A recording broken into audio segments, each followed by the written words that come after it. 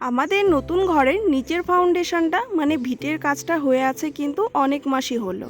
তোমাদেরকে একটা ভিডিওতে কিছুদিন আগে দেখিয়েছিলাম সামনের ওয়ালের কাজটা যখন ওরা করছিল তখন কিন্তু ওখানে বাঁশ বেঁধে ওরা কাজ করছিল, কারণ ভিটের মধ্যে তখনও কিন্তু রাব্বালু ফেলানো হয়নি বললে ভুল হবে, অনেক মাস যাবৎ কিন্তু এসব কাজ বন্ধ ছিল।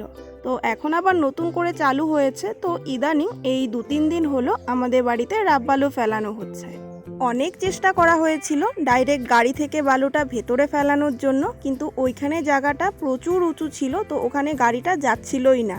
তো এক ট্রলি তো বাইরের দিকে ফেলা হয়েছিল, মোটামুটি অনেকটাই দূরে ছিল, আর বাদবাকিগুলো কিন্তু কাছে কাছেই ফেলানো হয়েছিল। গতকাল প্রায় সারাটা দিন বলতে পারো বাবা মাথা দিয়ে বালু টেনেছে।